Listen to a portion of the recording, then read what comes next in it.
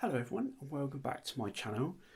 After selling quite a few cameras and gear over the summer, including my Olympus Pen F, my Fujifilm X100, my Canon 5D and my 50mm lens, hello James, I thought now was the time to spend a little bit of money on my Fujifilm X-E1 and treat it to some nice glass. I'm just going to move Jimmy out of the way because I've got some expensive gear on the table. So the kit lens I find is really good at kind of the wide end. So at 15mm is great because when you turn it on, it's at that kind of focal length already. And then with a couple kind of dials of the horrible para zoom, I can generally get to about 15 to 27mm relatively easy. So it's great for that kind of wide angle landscape kind of imagery.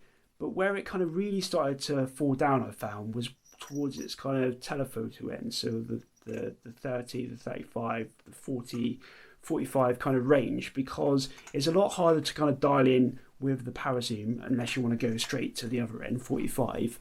And the quality I didn't feel to be quite as good. And then of course, by the time you're at that kind of high end, you're at quite a kind of a small aperture. So that's not kind of great for kind of lower light kind of scenarios. So I did a lot of research and I decided to go for the 35mm f1.4. And obviously Fuji have released about 3 or 4 lenses now in this kind of range, but I decided to go with probably the oldest lens in the Fuji lineup, the 35mm f1.4, because again, like I've been trying to do with my cameras over the last few months in terms of looking at cameras that are supposed to produce kind of magical, kind of organic filmic qualities, this lens is one that's supposed to be really good in the way that it kind of renders images. So it was a lot more expensive obviously than the cheap budget XC 35mm, and again it was more expensive than the F2 35mm XF lens. So it was definitely one of the most expensive purchases I've made in a long while. So I'm hoping that it's going to deliver what I want it to deliver. So with me being comfortable as well with this lens up to about 27 millimeters, I also have obviously the Olympus OM lenses, which I can adapt to this camera, and I have focal lengths of 28, 50 and 135. So I felt the 35mm kind of fit into kind of an area that I don't have a lot of kind of good coverage. So yeah, so that's why I kind of came to the decision to get the 35mm, because that on a full frame camera covers 50mm. So that's what they call a kind of a nifty 50, and it's kind of a focal length really that I haven't really taken a lot of images with, because with my Olympus system here, it's obviously got a crop factor of 2, whereas obviously the Fujifilm's got a crop sensor 1.5, so a 35 equates to a 50. So if I wanted to get an equivalent nifty 50 on the Olympus camera, I'd have to go for a 25mm focal length. So I haven't got one of those, but obviously I've got the 20mm prime lens here, which gives me a focal length of 40mm equivalent on a full frame camera. And then obviously I've got my zoom lens, my 12-40 Pro, which obviously does do 25 at f2.8. So that's probably as close as I've got to that kind of focal length with my kind of current systems. So I felt like a 35mm prime would potentially offer me up more kind of creative latitude in that kind of range. I say creative latitude as well because it's got an aperture of 1.4 at its widest. That should allow me to kind of shoot this lens in relatively low light kind of conditions and achieve a great kind of separation with my kind of subjects when I need to be able to kind of create more separation in a scene.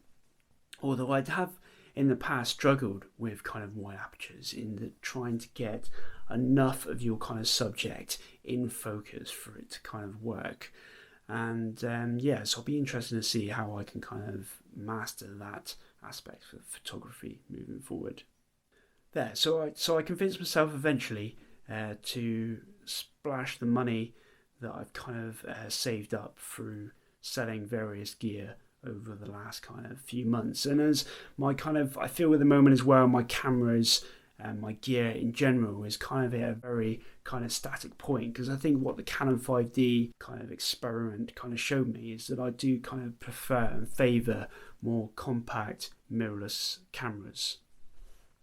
So just briefly on cost of this lens and why it was such a big decision for me is because the body itself I bought used for £120 here in the UK, and equally the lens I think only cost me about £120 as well, whereas this lens cost me more than three times that amount. So it cost me £380 used, which for me is probably the single most amount of money I've spent on a kind of a lens before. So hopefully that kind of shows you how impressed I've been with the XE1, and then I wanted to kind of put on some decent glass to see what this could do with that kind of better glass. So I really tried hard to kind of convince myself to buy the cheaper lenses, because I think the only negatives of this lens seem to be that it's quite a noisy lens. Like I'll just open it up now, and you can kind of hear for yourself probably. So I'll just do a bit of focusing.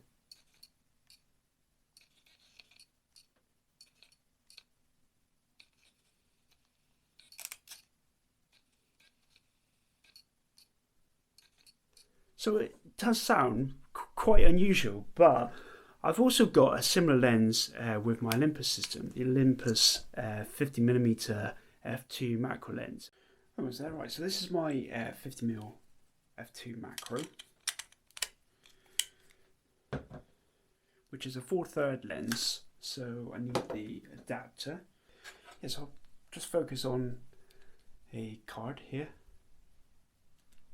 and then away at a door.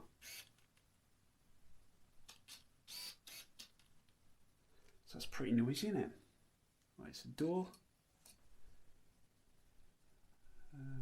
Lens cap.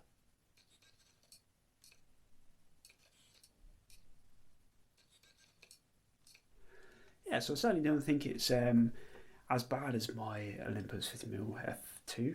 The noise doesn't particularly bother me, and when you're out kind of in a street kind of situation anyway with a lot of ambient noise, that noise is really not going to be that kind of noticeable.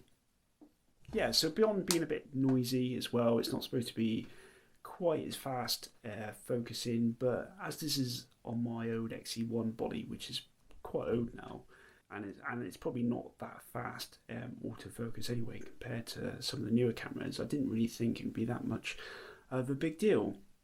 And then finally, some of the other 35mm, 33mm lenses have weather resistance, whereas the original 35mm f1.4 doesn't. But as before, the XE1 is not weather resistant anyway, so it didn't really kind of concern me, those aspects.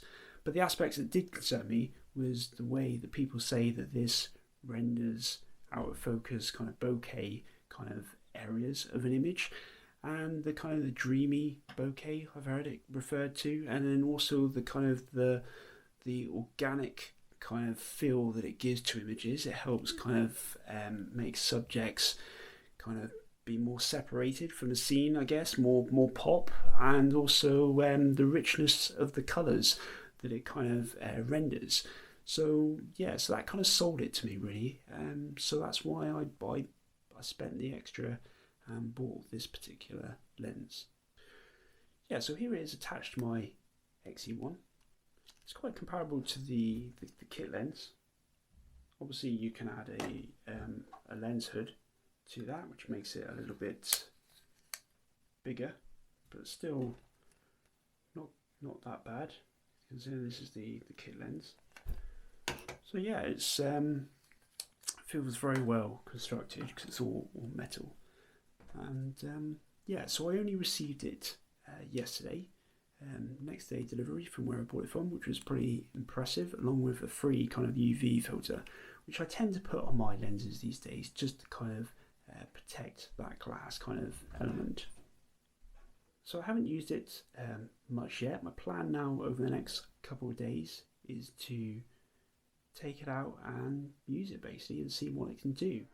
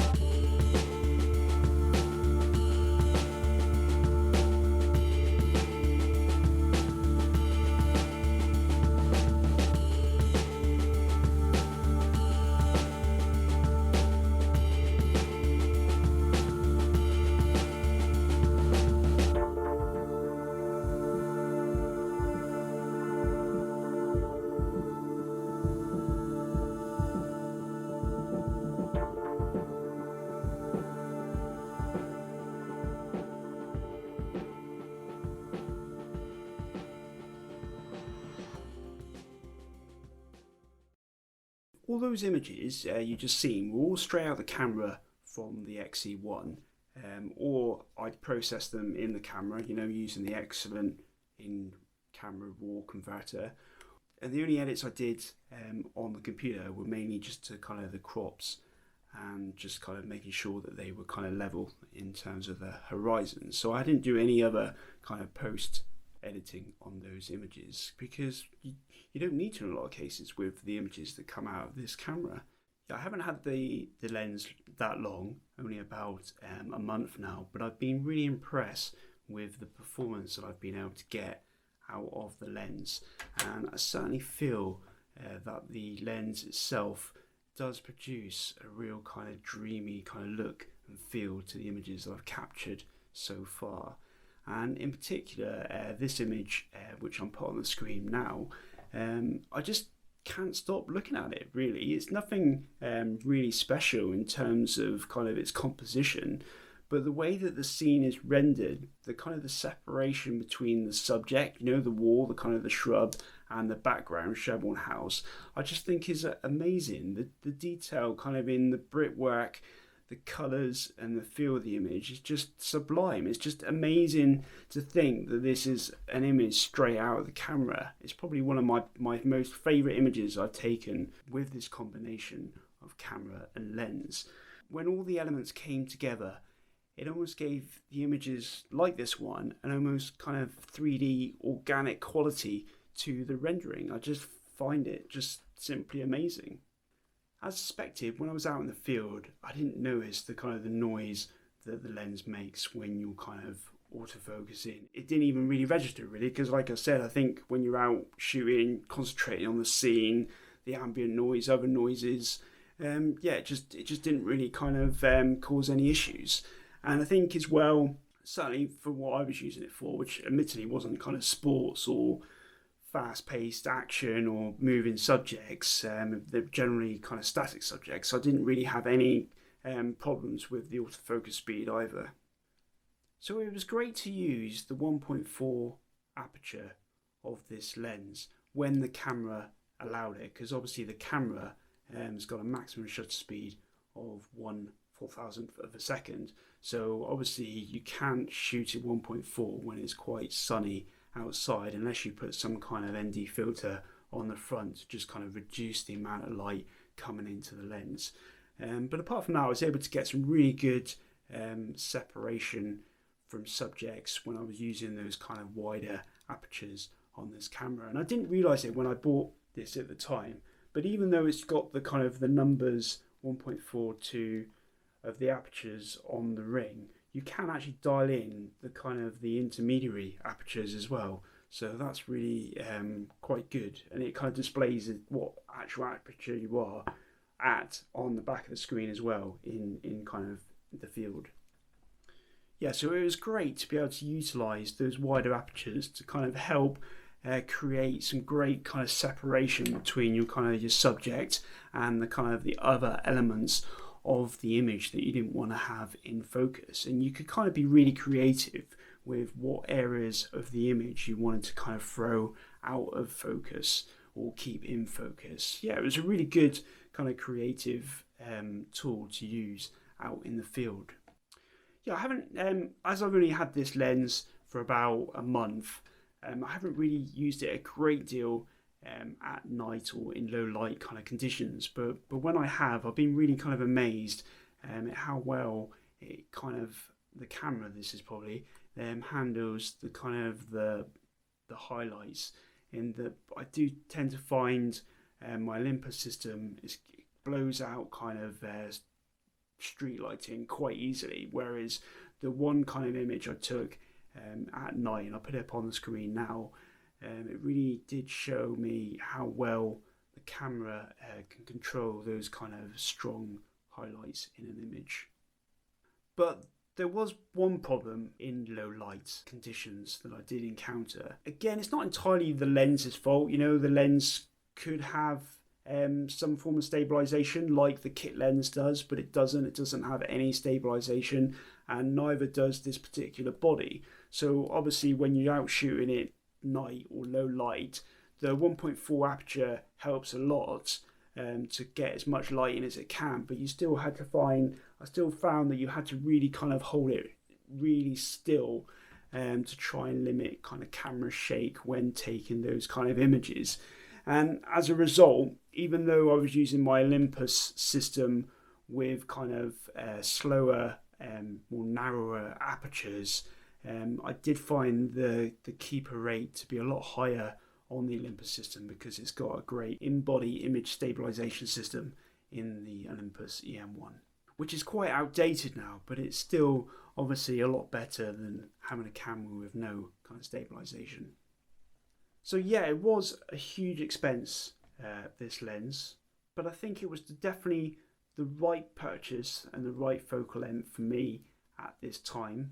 As you probably saw earlier with those kind of sample images, I really do like the look that this kind of lens and the camera produces. So I'm definitely going to be keeping it, and I'm really looking forward to using it in the future. So there we go. I hope you really enjoyed that video.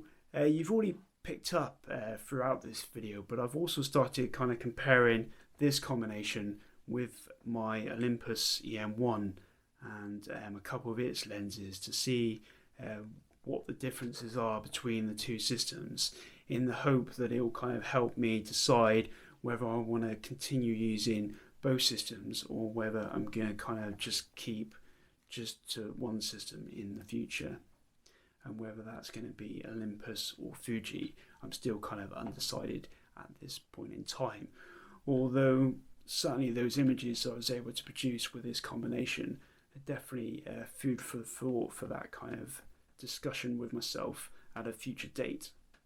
As always, if you have any questions about the content in this video or any of the kind of content in my channel, then feel free to put them in the kind of the comments below, and I'll do my best to answer them.